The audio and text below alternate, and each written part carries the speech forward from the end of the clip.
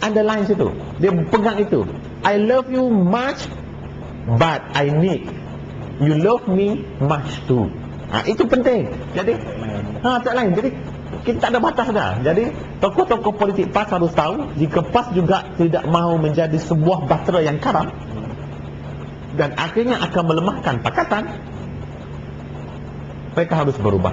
Sampai bila agaknya politik of hope ataupun budaya popular seperti ini patut mewarnai gerakan oposisi, parti oposisi khususnya PAS itu sendiri? Pada pandangan saya, politik PAS perlu bermula daripada tahun 2008 lalu. Itu proses permulaan pilihan 12 dan sekarang sepatutnya sudah berkembang. Dan ingat, politik baru abad 21 ini selagi berada dalam abad 21, abad 22, maka selagi itulah politik of hope akan membentuk budayanya.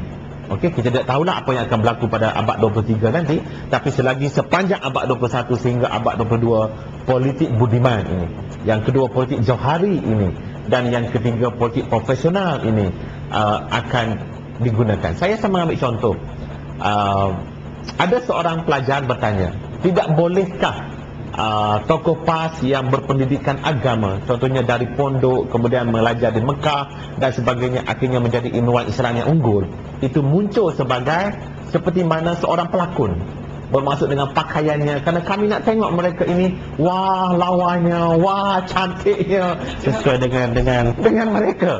Sebab mereka bukan takut kepada jubah, mereka bukan takut kepada kupiah atau serban, tidak. Saya telah buat analisis. Mereka mengatakan jika doktor pergi ke Yaman, ya, doktor akan tengok semua orang pada hari Jumaat memakai jubah putih yang sama. Tapi kita tak. Kita ada jubah hijau, kita ada jubah hitam, kita ada jubah merah. Okey.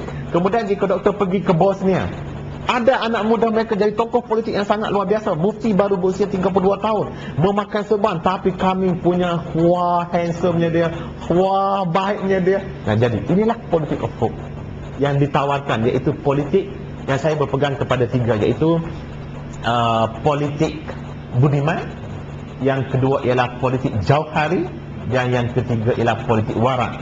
Warak di sini bermaksud pragmatis dan praktikal.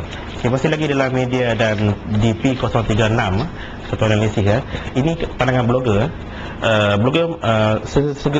Rata-rata blogger yang sempat saya masuk dalam blog mereka mengatakan bahawa kekalahan dalam pilihan kali ini akan memberi kesan langsung kepada survival politik UMNO dan proses peralihan kuasa daripada Datuk Seri Abdullah Haji Ahmad Badawi kepada Datuk Seri Najib Singh. Saya percaya dengan pernyataan itu jika kita menganalisis kedudukan dan konflik politik negara ini. Maka keputusan P036 merupakan pukulan atau tamparan yang sangat luar biasa kerasnya oleh para pengundi terhadap UMNO itu sendiri, kerana mereka cuba memberitahu bahawa UMNO itu telah tersalah zaman. UMNO sudah tidak ada pemimpin yang mereka boleh percayai dan yang mereka boleh sanjung.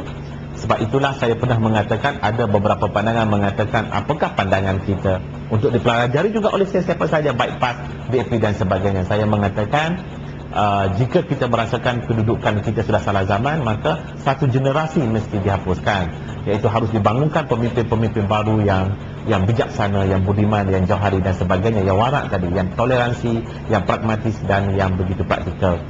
Jadi saya percaya dengan pernyataan bahawa kalau kita lihat kepada posisi UMNO patut bimbang, sebab sudah berlakunya gelombang kebangkitan tentangan perasaan, tentangan psikologikal dan sebagainya yang ditunjukkan dalam P036 baru-baru ini oleh orang muda yang telah menyatakan suara mereka tidak menerima lagi politik konservatif, politik berasaskan fear, politik berasaskan perkauman dan sebagainya. Jadi dengan itu haruslah, jika kita lihat bagaimana UMNO akan belajar, UMNO harus berubah dari aspek menukar pucuk pimpinan yang ada kepada pucuk pimpinan yang masa depan, iaitu bukan setakat di peringkat presiden, timbalan presiden, naik presiden yang ada sekarang, tetapi sampai ke tahap boleh dikatakan ambil orang asing ataupun orang luar terus dan muncul sebagai satu tokoh, sebagaimana Republican memperkenalkan Sarah Palin. Ya, itu adalah projek Republican yang bukan tidak bijak. Itu sangat bijak, sebab Republican sudah tahu yang ada dalam parti mereka adalah semua yang da'i, pemimpin yang sudah melepasi tahap masa depan, iaitu apa yang kita katakan tadi sudah salah zaman. Lalu bijaknya Republican, dia tahu dia tidak akan mampu menentang Obama, tidak akan mampu menghalang kebangkitan Obamanisme ini, ya, Obamania ini.